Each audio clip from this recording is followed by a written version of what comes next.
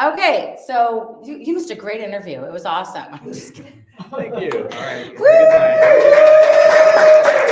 So this is part deuce. You know, that happens, right? Whenever you're going live, whatever will go wrong, will go wrong. But we are sitting here with Michael Dorsey. He's an author, almost $1 million a year earner. And we were just chatting about like all the personal development you've been doing. And my question to you was, so we're going to kind of catch you up here, he was saying that he goes to all the audios, all the, does all the classes and all the stuff. What are you doing with all of those old DVDs and CDs that we used to buy and all these personal development things? How many people have like thousands of dollars worth of that stuff sitting on their shelves? Yeah. And they get it all now for free. Yeah. It's funny because they don't even make cars with CD players anymore, do they? I don't think so, right. So why would they? But no, you just transform it over to digital and put it on your phone. I know, I can't get rid of it. I know. No, it's timeless. Yeah.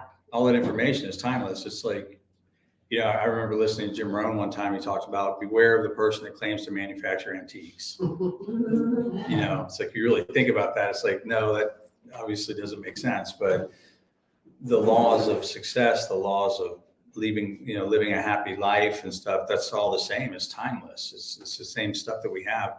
I mean, the stuff we utilize technology-wise changes, but the fundamentals of the fundamentals of what we do. And that's, it's hard work. You got to get out there. You got to go to work. You can't wait for it to come for you. You can't sit in the corner and just, oh, I'm going to receive it because I keep thinking about it. It's like, no, you got to get off your butt and go to work. You have to work. You get around people, talk to people, share what you do and follow the system, create the system, make a plan. It always comes down to knowing what you want, knowing why you want that, having an action plan, taking action on the plan, and then believing it's going to happen in the process. And so anytime that you run into the adversity or the obstacle, what happens is you go back to your why, knowing what you want and then why you want it. And so that why has to make you cry. Kai, you like that? You like that? No. Anyways, but no, it does. I mean, it's funny because you really do. I mean, what is it that's motivating you? We'll talk more about that at the live event tomorrow, but what is it that is motivating you? It's like, you have to realize what you're doing it for in the first place. So you brought up so many things. My brain was just going a million miles a minute. Let me ask you this though, like certainly there's point A and point B, and then it's just so messy in between there. Yeah. And so how do you deal with the mess? Like what gets you through the mess? And as an entrepreneur, would you guys agree? Like I missed a big thing that I wanted, right? And so how do you overcome the ups and downs of being an entrepreneur? It's personal growth. Yeah. Always comes down to personal growth. It's like, if you want more, you have to become more. And that's the process. It's like the process of becoming more is experiencing life. It's growing, it's reading the right books. It's surrounding yourself with the right people, getting around the right inner circle, being protective of that, being protective of your energy, of your space, being protective of the people you're around. And associations are everything. It's like, if I were to ask most of the people that are either watching or listening, it's one of those things where you say, I sometimes ask people, what was the last book you read? And a lot of times they don't know. And it's funny because if you can read and you don't, then you're a voluntary illiterate. Wow. It's like when you hear that, you're like, wow, and the book you don't read can't help you. No, and I need to bake in accountability. I don't know about everybody else. Like left to my own devices, I probably won't do anything. So I started a book club because I wanted to be held accountable. What keeps you accountable? Is it those Discipline. types of groups? Discipline. How so? It's like a muscle, right? You start doing it and you go back to your why. What is it that I want? Why do I want that? And this is part of what I need to do in order to get there. So like if you want to get in shape, part of that process is either the gym or some kind of exercise class, plus eating right and different things, right? So those are part of the formula for success in that phase. In that part, like where you want to get in shape, you want to, what is it you want? Okay, that's what I want. Why do I want it? Because I want to be healthy. So you have your own personal reasons. Everyone has their own personal reasons for that. So then you turn around and you do what is necessary. You come up with your plan. And part of the plan of being successful in business is making sure you know all about the business, but also having the attitude of I'm going to do whatever it takes for as long as it takes, and I'm not giving up. There's nothing that can stop me except the person in the mirror. Yeah. So it's really important. So I think, the more that I read, the more I like to read. I did not like to read it when I first started, which is why I would only go, 10 pages of a good book. And now it's like, I'll read through a book pretty quickly. Look at my mom. My mom is 81 almost, and she reads these, giant, and I'm not talking big, big font, because sometimes when she gets a little bit older, she's, reading big, but these books, I'm like looking at them, like, it's astonishing to me how much she reads. She literally has and the notes, like if you have an iPhone, you have the notes section in there. She has a list of all the books, and it's hundreds and hundreds of books that she has read. Wow. And because she doesn't want to reread them, like if she sees the title again, says that looks interesting. She can't remember what she read, but when she starts reading, I recognize this book, right? So, but it's just a discipline. It is. And the more you do anything, it just kind of becomes a part of your comfort zone. So. Yeah. It's so funny because like your mom is really cool. Yeah. She's amazing. And I talked to Kelly and she's like, my mom's the bomb. And you were really, really, really close to your father. Yeah. And you and your father started entrepreneurship together. I think he probably went before you. But was it just like a straight line all the way to the top? No. No, it was like a roller coaster, up and down, upside down, in and out, right? It's the same thing that you talked about. Your point A, point B, and a whole lot of mess in between. Right? It's like you start here, your goal is here, and there's a lot of mess in between. Yeah, no. I started. My dad was always involved in some kind of entrepreneurial venture. He had his corporate job, he had his sales management job, but he always did something on the side. And then we started working together when I was in my early 20s in the company that we're in with Legal Shield. But it's an interesting thing because when we found it, when we saw it, it was like the preparation of all of it came together because we had gone through so many different things.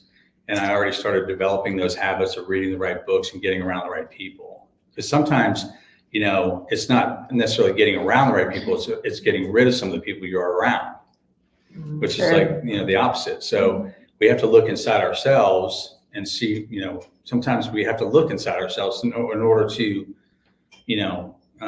challenge ourselves and really ask ourselves, what do we want and what are we willing to do? Success, sacrifice always precedes success. So, so success requires sacrifice. And so you got to be willing, you got to be ready to give some things up. Like what? What have you given up to be? You're super successful. Just so you know, he's like one of the top 12 legends in our company. So what did you have to give up to go up? Certain time spent with individuals that were really, maybe I was really close with. I think sometimes you just have to disassociate with some folks or limit the amount of time. Like if they're family members or something, it's not always easy, but it's necessary, to make sure that you are around the right people. And the biggest thing is expand your associations, meaning, I had many mentors that I would learn from through books. And then little did I know at the time when I'm reading the books or listening to the audios in my car, which I call Drive Time University, just listen to the audios in my car and then eventually end up meeting these people, and you're like, wow, how did that happen? And it's like, well, no, yeah, that makes sense that happens. So, but sacrificing things like, maybe the things that don't serve you. Maybe if you're going to happy hour 5 nights a week, maybe just go once a week, you know what I'm saying? It's little things like that, but it's important to just map out your plan. And that's the point. It's like to sit down and take some inventory, look inside yourself and say, what is it that I really want? And then what am I willing to do in order to get it? Right. And so you just map out what your plan is and what your daily route, because your success is in your daily routine. It's found there. So you have to look at your daily routine, and it doesn't come overnight, right? So you have to work at it. You got to continue to work at it every single day. And then, but also give yourself a break in the process, because it doesn't always go according to plan, but don't beat yourself up too much. It's okay to get uptight with yourself, but it's not okay to stay that way. You got to shake it off and keep going. It's like, in the NFL, you hear the quarterback the term with the quarterbacks, like they have to have a short memory. So if they throw an interception, they got to forget about it so they can move on to the next play. So it's the same concept with us. It's like, if you have a bad day, that's okay, but forget about it, move on to the next day. Reset, hit the reset button as often as you need to, but just always be working on yourself. And that's just, expanding your mind. It's reading the right books. It's listening to the right audios. It's just getting around the right people. And we're so fortunate because we do get to be around a lot of really deep thinkers, Yeah. We're not taught to think for ourselves. We're taught to work for other people. And it's like, no, let's that's backwards, in my opinion. Yeah, well, I mean, we were all raised way back in the day to be farmers, hunters, gatherers. And like you said, it wasn't until the Rockefellers and all those came in that they trained us to be good employees. And I think we're seeing a new resurgence. Would you guys agree? Of the entrepreneurs coming back to life and really knowing that. And I think you and I were talking about that, like being an entrepreneur is actually the new safety. It's having a job, which can actually be the new scary because there's no gold watch at the end of it. People aren't working 25 years at a job anymore. I mean, the average person, I read an article, it's like 10 jobs in their first 10 years. I mean, it's crazy. Yeah. And I know I've been with my company for 22. You've been in with it for 30. 30. So there's just something to be said for being an entrepreneur.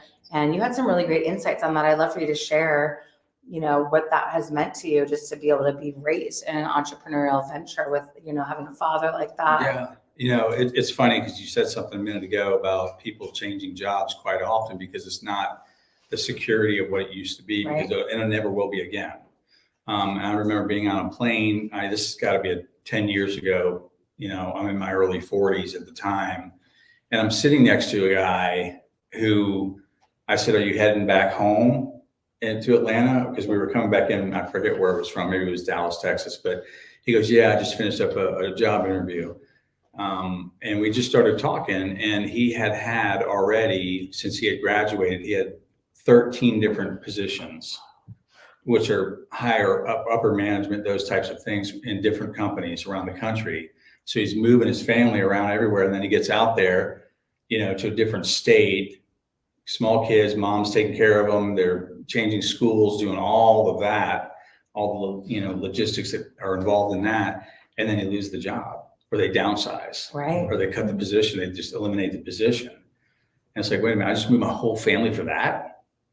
So it's like, you better have a plan B. If you don't, what's your safety net? You're walking a tightrope, and there's nothing there to catch you if you fall. I know there's ageism, there's all kinds of things out there that, we're in Silicon Valley, baby. We see it every day here. Right. Younger, smarter, all that good stuff. So let me ask you this, because you are kind of militant with your routine. And I know your sister and I kind of tease you a little bit for being OCD. He's like, everything's super organized, right? And I love that about you. And I think a lot of entrepreneurs are a little OCD. They are a little ADHD. They're very focused. I just consider it structured. So how important is that daily routine, that structure into being an entrepreneur? Because there's a great book where it talks about the four things of discipline, where the whirlwind will just get you, especially if you're self-employed. Can anyone else relate to that? Absolutely. So what has that meant to you? Because I think that's one of your superhero powers. We tease you a little bit about it, but Craig Hepner's like that. I think Brian Crothers is like that all the top, being really, really disciplined in your routine and where things are and organized. So talk a little bit about how that's helped you be successful. Yeah, your success is in your daily routine. It's like what you do daily compounds, right? So it's the little things. So it could be the daily discipline that leads to success, in certain areas of life, but then there's also the errors of judgment that also compound. So it's like the things that you can do, they're easy to do, but they're easier not to do. And therefore people don't get that structure, right? So that's where I learned that. So it's like you learn, okay, I'm going to wake up each day. I start with a devotional. I start with reading each day. At the beginning of each day, I make sure that I exercise my mind, I exercise my body. I go to kickboxing classes and find what you love to do so you will do it. and that's something that's really important. So maybe you listen to a podcast, or you like somebody that you really appreciate. And so you get on the podcast and you listen to it, and motivates you, inspires you, something that does that. So you want to make sure that you start your day every day in the right way. And the more you do it, it takes 21 days to form a new habit, a good habit, or to break an old habit, a bad habit. And it's both. So it's just creating habits. It's just creating habits and staying disciplined. And it goes back to why, what I want and why do I want it? And so when you can remind yourself of that, you will do the thing that you don't necessarily want to do, and always do the worst thing first. The book, Brian Tracy's book, Eat That Frog. Eat That Frog, yeah. That's what a great book. It's like if the worst thing you have to do every day is eat a frog, do it first thing, get it out of the way, because everything else is easy the rest of the day. And so that's something that's important, because I don't, necessarily want to, get up and read every day and then go work out, and, because I'm not a morning person.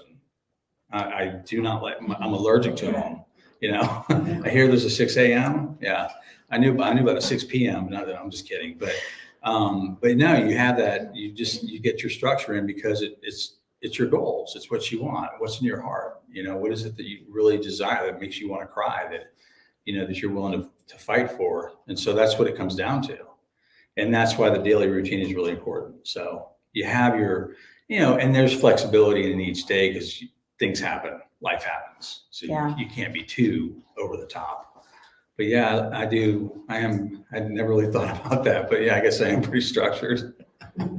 But so our most successful people, you look at Steve Jobs, who wore the same outfit every day because it made less decisions. It made it easier for him to be in his genius. Yeah. And I actually just read our book club, which was the 17 Laws of Communication with John C. Maxwell. I know you're a big, huge fan. And he said, people waste years of their lives looking for stuff. Right. Their keys, their notes, right? What a waste of time when you could be reading or working out or, and so we only have 24 hours in the day. Would you guys agree? Right. And it seems like some people that are really successful, like yourself, somehow manufacture more time.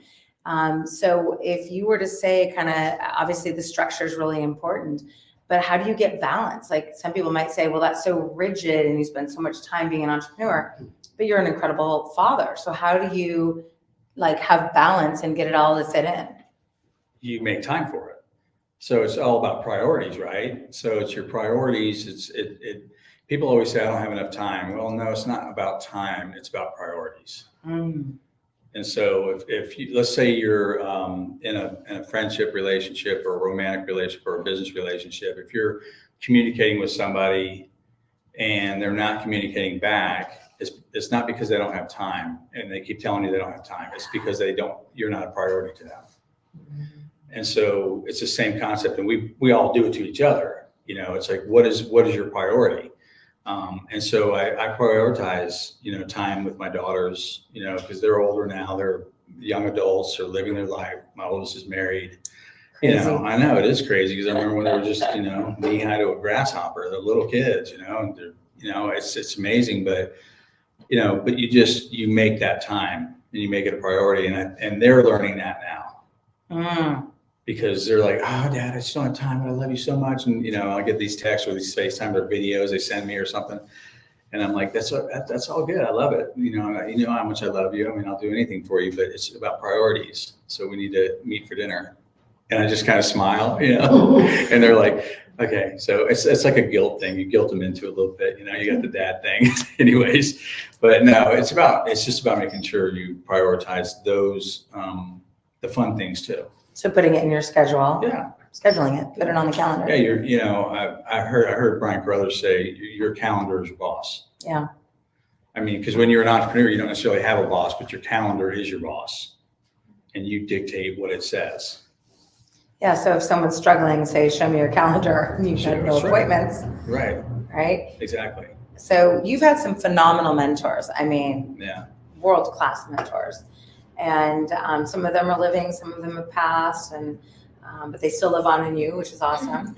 But if you were to go back and be able to tell your younger self, maybe something that would have maybe helped the trajectory go faster, saved you some anguish, what would that be? What would you go back and tell your I think that probably the top one, there's probably a couple ones, but the top one would be check my ego at the door. Don't get in my own way. Get out of my own way, right? So don't get in my own way by thinking that it's important to be right over being, in a situation that's going to help you grow. So instead of letting my ego get in the way, it's like, let me just listen to understand and comprehend and to learn and to utilize and build from, versus try to be right in that situation, whether you're in that. I'm talking about my dad, obviously. My dad and I we started in the business together for the first 11 years before he passed away. But yeah, I mean, there were times when my mom was the ref, in between us, and we would have these little, it was always in good fun. We ended up knowing that the end goal was the end goal. We both had the same things, but no, just sometimes you just have to get out of your own way. A lot of people are it's so easy when you understand that everybody is focused on themselves and you work to that and you utilize that to your advantage, to help them, because that's what you want to do.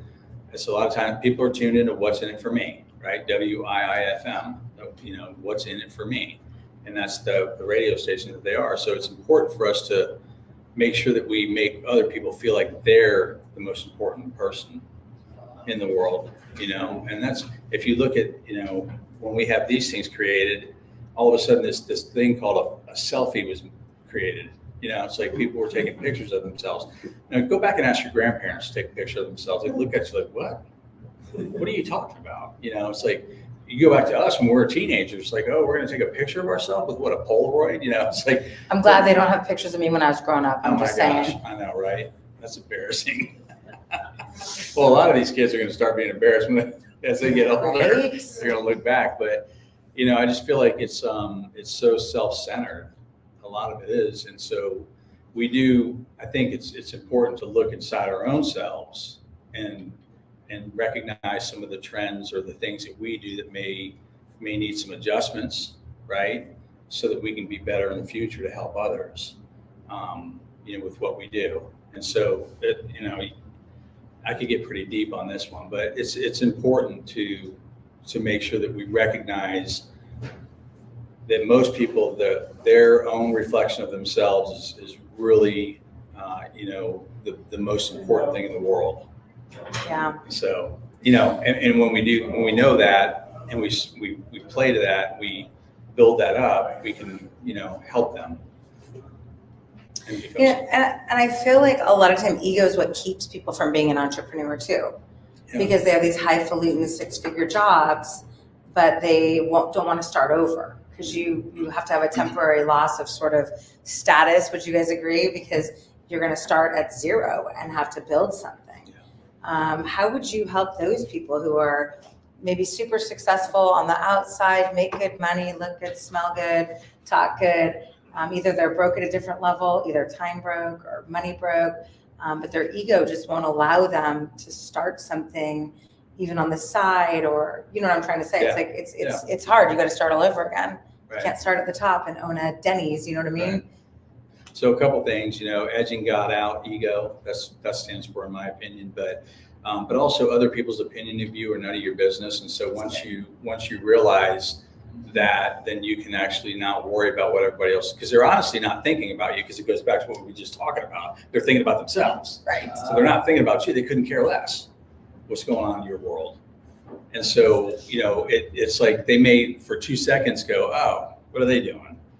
But then they're going right back to themselves. And they're focused on what is important to them. And so you can't give it a second thought. So other people's opinion of you are none of your business, because it's just, you can't, it's not being disrespectful, but you just can't care, because they're not thinking of you. I promise you, we're not as important as we think we are.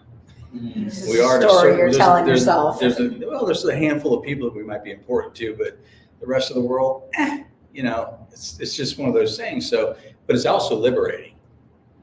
Yeah. Because then you're just like, okay, cool. It really is a freeing feeling when you are when you just can talk to anybody, anywhere, anytime about what you're doing, and you just don't care what they think. You only work with the ones that see it.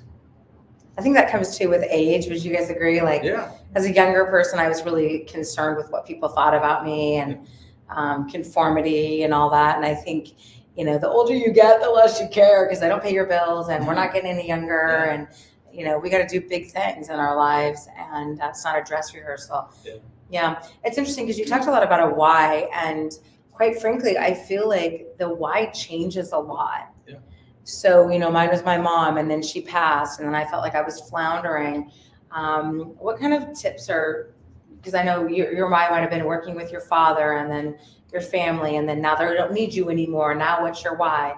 How do you keep reinventing that why to stay motivated? You know, I read a book one time, and Lou Holtz wrote the book, and he said there's 3 things to living a successful life, and it's always having someone to love, number 1, always have something to do, number 2, and always have something to look forward to, number 3. And that's part of the why. And so when you structure that and you're working on that, and you look at it, you always want to have things that you're doing, which is your daily routine. You hopefully have a, you know, even if it's one other person that you love, if it's your family, whatever the case is for you, but then always have something to look forward to, which could be a vacation, but you're working towards that. But it's also setting new goals. So it's always be growing. And what happens is when you do make reading a habit, when you do make learning a habit in your life, and you're disciplined about growing, because if you want more, you have to become more. So you have to grow.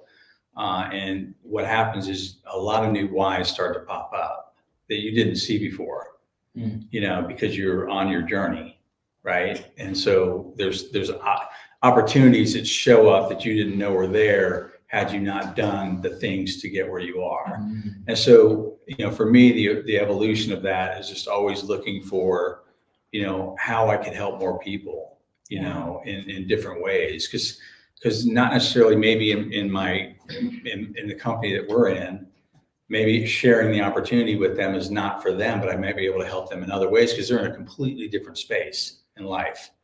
You know, but there's other things that we can do for them, you know, that they may not have been able to. Maybe they're just beyond poor, you know, and you were able to philanthropically be able to help them, you know, and you don't do it for you. You do it because it's the right thing to do. Right. Sure. So, yeah. So I think the, you know, always having a why in that, like you said, because that happened to me too. When my dad passed, I floundered for a little bit, you know, I was like, okay, well, you know, and as my girls have gotten older, go through a divorce, everything changes. You know, all of a sudden you're, you know, an empty nester and single. Okay, so now what's the next step? What's the next process? So sometimes you have to take a step back. You know, you have to, you know, slow down to speed up. You know, sometimes you take that time to you know, figure out who you are. You know, in order to get to the next level. So yeah, I think we've all kind of been there. For the audience, if there's anything you guys want to ask, let me know. Just raise your hand because I see you. But I'd also say to you, it's hard to maintain a level of activity over an extended period of time. Would you guys agree? Like, you know, I can't just keep at the same level of intensity, and you've been at it for 30 years. What do you do to recharge the battery? Do you take a break, or is what you do so much fun that it doesn't seem like work and you just do it all the time? Tell us the real deal on that. Well, it's a combination of both, right? I don't think I've ever sprinted. I've just run the marathon. You know, it's like, it's just like been consistent. I think I've averaged, you know, 2 a month, you know, but I do 2 a day to get to 2 a month. But for me, it's, there are times when you sprint, you know, but you, like you said, you can gas out, you know, you can burn out, you know, but it's better to burned out than to never been lit. So, you know, It's pretty good. Yeah, now you think about it, it's like a lot of people have never been lit, so they don't get a chance to burn out. How are you burn out? You didn't do anything. I know. You're burnt out sitting on the couch. It's got your butt imprint on your cushion. You It's know, the Homer. No. Homer. But no, what were we talking about? So how do you recharge? Do you need to take a break, or because you love what you do, it just doesn't feel like work? I love what we do is so much fun because we do get to help people in several different ways. Yeah. But also, being able to give back and help people, that's purpose driven. I think when you know that that's your purpose and you can actually see things that you do to actually help somebody elevate their life in a different way. Years ago, a long time ago, young guy working at a financial institution, just basic level, got involved with our company, got around us, traveled with us a little bit, worked our business with us, but really took to heart the personal development aspect of it. Well, he's now like vice president of, he's a big muckety muck in this company now because of the personal development aspect in this situation. He just happened to be really good with numbers and finances, but because he learned how to be, a really good, well-rounded person, checked his ego at the door and fed other people's egos, he elevated in that career. And, I think he's retired now. Yeah. And he's 10 years younger than me.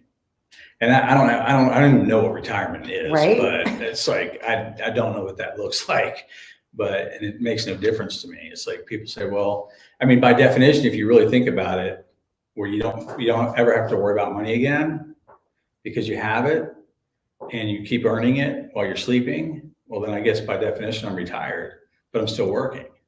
But is it work? If you love it? No. So when you're an entrepreneur, you develop that, right? It may not be there when you first start day one, but if you're growing and you're learning and you're reading and you're getting around things, and I'm talking about books like Think and Grow Rich, How to Win Friends and Influence People. One of the last book I read was Entrepreneur Roller Coaster by Darren Hardy. Yeah, just because, it's a good book, right? So, and I'm rereading the 21 Irrefutable Laws of Leadership, Failing Forward, just all these different types of books. John Maxwell, Jim Rohn, all these great authors that are out there. The Greatest Salesman in the World, Og Mandino and George Clayson, Magic of Thinking Big, all of those things. It's like you can go back to them years later and reread them and you catch new things. Or it's just good to get a reminder, right? Yeah. Why do you go to church or your synagogue or temple or whatnot every week? Why do you go to school every day? It's to learn and to grow. It's like that's how you have to treat your life. Mm-hmm. It's like that's what I want to do. It's like I want to continue to go. They say 85% of all high school graduates never pick up another book again.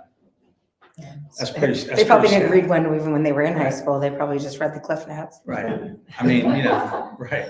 Yeah. They bought the Cliff Notes, right? Right. Yeah. I mean, and it's just, well, now we have AI. Oh gosh. So artificial intelligence, these college kids, and high school kids can write reports and just have it. It's like, don't do that to yourself. Don't do that to your brain. Yeah. Because it will catch up to you. Neglect catches up, just like discipline, so, you can go one way or the other. You just have to decide what you want to be. And again, what do you want? Why do you want it? What's your action plan? And discipline, grow it, just keep going. But yeah, just don't take the short road.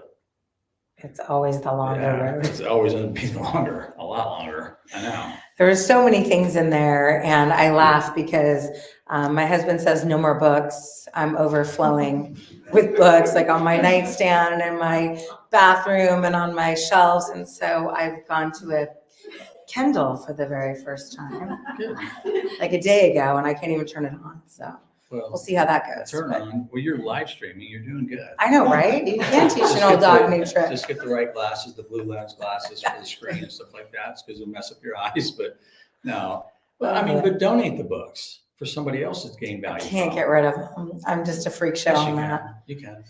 I need to. You can do it. I know. So I'd love to, we have a few minutes remaining. I'd love to open it up to any of our audience. Is the audience having fun today? it's a rare opportunity that most people get to hang out with somebody who's gone from nothing to almost $1 million a year. And that's the American dream, right? To come to this country, the land of the free. I think Jim Rohn says the only luck that we have is we were either born or immigrated to the United States. That's like the only luck you have. Right. Other than that, you create your own luck. And so I'm really proud of you because you're not lucky. You worked for it. Yeah. You really work for it, and you have some great things to share, and you've set a lot of people free with what you know and how you've done it. How many people do you know off the top of your head that have made maybe a significant $50,000 a year part-time to 100,000? It's over 100 that made over 50 that happen to be in my part of the company, in my organization. But I think 5 or 6 dozen make 6 figures. So that's And about a contribution. lot, multiple dozens that have earned millions in their tenure, in their career. Millionaire club members is what we call them. So yeah, no, it's and a lot of it is just because I helped somebody else, because what I learned, it's like pay it forward, right? So what I learned, I pass on, and then they pass on, and it's just that it's kind of like you get to generational things that are happening, like within families and cultures. It's like you have generational poverty, you have generational ignorance, racism, that kind of stuff. Yeah. You have these generational things. Who's going to break the cycle in your family? It's like, just because you were told your whole life that money doesn't grow on trees doesn't make it true. I mean, that's just another way of saying, it's hard to make money. No, it's not. It's easy to make money. It's how you think about it. So it's, again, changing the way we think about stuff. And so it's like breaking that generational cycle. At some point, someone's got to draw a line. Yeah. And that could go to all kinds of different things. I know psychologists we go real deep into it, but that's the way I see it. I look at, I'm making sure that I want my daughters to be better than what I had. And I had it great. I was so blessed. Yeah. It's like, my sisters, I have 2 sisters that are amazing. My mom's amazing. My dad was amazing. And it's like, I know how fortunate I was because I see friends, colleagues, peers that didn't have that, and they had to break cycles. But it's like, I was able to learn from them and what that meant for them, and how they were able to break free from it. And that's education. Education comes down to, but it's also action. Yeah. It's like education. Because education without any action is just entertainment. Right. If that. Yeah. Right. So no, you have to take action on what you learn. Learn knowledge, right? And then activity knowledge. Yeah. Yeah. I feel like we live in a world where there's so much information. Mm-hmm. You can print money on the internet pretty much if you got a great idea. What do you think really holds somebody back from success? Because I've been a student of why is somebody that you think just looks good, talks good, they have every reason to succeed, is living below their standards? What do you think that's about? That just blows my mind. I don't know if anyone else is obsessed with that, but I'm like, you have so much potential. You have so much going for you. I look at you as an ace, but yet you don't look at yourself like that. Right. So what is that? Lack of focus. It's learning how to focus. The Power of Focus by Jack Canfield. Great book. And so, but it's because, like you said, like if you want to get healthy and you go into a health food store, you see 27 different vitamin C's. And why this one has rose hips, this one it's like, what are we doing? But it's like focusing on, one thing, because like you said, there's all kinds of stuff on the internet, right? And so if you have great ideas, but just you go with, pick one and run. It's kind of what I've always looked at stuff. It's like, I'll look at one, and that's why I've stuck with the same company for as long as we have. It's like, I'm not good at multitasking, because multitasking actually kills brain cells. Yeah, it does. But, and so I think that's why it's unfortunate, but people that suffer from like ADD, it's a lack of focus, right? And so you want to just figure it out again, what you want, why you want it, and have the action plan on the thing that's going to allow you, and don't get off focus. Yeah, you can have shiny butterflies over here and here, but just get in your lane, stay in your lane. And sometimes you slow down a little bit, see what's that all about? Okay, no, this has nothing to do with what I'm doing. And you keep going in your lane, and you just keep, because if somebody else is having success with whatever it is you're doing or trying to do, you can do it too. Totally. And that's all I needed was one. Now we have, in our company particularly, we literally have hundreds and hundreds of people that are doing it. But when I started, it was one. Yeah. There was one person, and I said, well, if he can do it, I can do it. And it's like, that's the kind of belief you have to have. And you develop that belief over time by doing, plan, do, review, right? You plan something, you do it, you ask yourself, you review it, and you ask, okay, what could I have done better, right? What could I have done better in this situation? Where did I mess up? What would I do differently next time? And what am I going to do next? And then just kind of be flexible enough, be fluid enough to where you're going to be able to, make the right pivots at the right time. Because if what you're doing isn't working, you make a little tweak here or there. You ask people that have done it. You get around them. You ask them questions like specifically like, this is what I've been doing. Show me like you said, show me your calendar. Let me see what it is. So you're either not doing it right or you're not doing it enough, right? We've heard that. And so if you're not doing it right, you can get the education from people that are doing it right. And if you're not doing it enough, well, that comes down to discipline and how big is your why and how bad do you want it? What do you want? How bad do you want it? And why? Yeah. I mean, I think my superhero power, I always say, is consistency over time. And I feel like that's yours too. We're just like Hitch, right? We try not to do crazy dances, clean the ears, make the pizza, just stay right here. Right. Does anyone have any quick questions before we call it a day? I think you stumped them. So if you had one parting thing that you would leave somebody again, the whole point is tips, tricks, and hacks for entrepreneurs. Right. And then we'll talk about how you can engage with us further. But if you had one tip, trick, hack for all these entrepreneurs listening in the room, thank you for being here. What would it be? Believe in yourself. Because if you don't, nobody else will. Invest in yourself. Reading, listening, getting around people that are doing things that you want and have things that you want. Read what they read what they write, do what they do, and you'll get what they got. So those are things like that. But also, always be looking at your why, and how does it affect the others around you? And so this goes, one of John Maxwell's laws is the law of the buy-in, right? So if you're in a household, maybe you have a dream, and you have a spouse, a significant other, domestic partner, maybe you have children, roommates, cohabitants, whatever your situation might be, it's getting the law of the buy-in and then being really focused on what you're trying to accomplish. So if you're in a situation where, when you're married or you're just in a relationship and you have children, and you live with that person, you let them know, this is what I want. What is it that you want? And then show them what your dream can do to help them get what they want. Yeah. So that they buy into what you're doing, so that when you're not there for dinner or for, you're working on more because you're trying to grow beyond your job. When you get the law of the buy-in and then you respect it, because if you disrespect it by saying, oh, you know what, I can go next week, or, I can do this, or you know what, I'm not going to read my book today. I'm not going to read, and then tomorrow's easier to not pick up the book.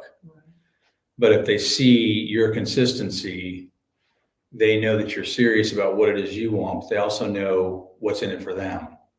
Mm-hmm. So it's not just what's in it for me, but it's also what's in it for the ones you love. So focus on that, right? So you make sure that you're always reminding them, I thought you said you want a new car, or I thought you said you wanted to go to Hawaii next year, or, go on a vacation or whatever it is. But you said you want to go on that mission trip. I said, well, I need to be doing this in order to get that for you. So I want to do this for you, because I care about you. I love you, whatever. So, what's in it for me? What's in it for them? I love it. The ones you love. So belief, invest, your why, and get buy-in. Mm-hmm. So I just want to thank everyone for being here today. What an amazing On the Fly with Kai. We really appreciate it. Did anyone learn some good tricks? In closing, if you liked what you heard today, definitely circle back with the person who invited you to get onto this room, this information, and ask him the vehicle that Mr. Dorsey's been able to use to create this kind of significance and duplication of success and be able to be, free and work because you want to, not because you have to. And if you live in Northern California, I would say take trains, take planes, take automobiles, because we will be at a deep diving on some more of this at a Success Synergy Summit. And that's going to be at the San Jose Chamber of Commerce tomorrow at noon. And we're going to do an overview of the vehicle that you've been able to use to be successful. Right. So whether that vehicle is for you or not, we're going to do some training afterwards, really on all kinds of things. I saw your PowerPoint. I kind of cheated and looked through it a little bit. But is there anything you want to add in case somebody wants to join us tomorrow, has more questions about the vehicle you've used? If you're not happy with where you are, you have to do something different, right? So if you really do want something different, then you'll do whatever it takes to be there tomorrow. And bring somebody with you. It's you just don't know. It's funny because if you remember, like if you're in a relationship, how did you meet that person? If you really go back to the events that led up to the moment that you met that person. It's like, well, what if that's the same case, where you are now, where you want something more, you don't know what it is yet, and you don't have to know what it is, but you show up tomorrow and you say, and it's a turning point. 5 years from now, you look back and say, that was a turning point, where things changed, everything changed because I met such and such. Or they said such, they said this, or they said that, and it made a big difference on myself and my family. And that impact is rippled, like the stone in the pond. It's that ripple effect. You just don't know, but if you show up, 85% of success is showing up. Just be there. So true. Yeah. It's just, you hear so many different stories about that. I'm just laughing because a waitress and a student showed it to me, and I was like, what? And then everything changed, zip code changed, boyfriends changed, cars changed, all kinds of things changed, mindset changed. Yeah. And all for the better for sure. So I just appreciate you. Thank you. We've had a long friendship. I just thank you for all your leadership, all your friendship, your braving terrible airplane rides to get here today to be able to share. And it just shows your commitment and just really who you are as a person, that you would still do the thing you said you were going to do long after the airplane didn't want you to. Yeah. So with that, thank you. Thanks everybody. Take care, take charge. And this is another episode of On the Fly with Kai. Tips, tricks, and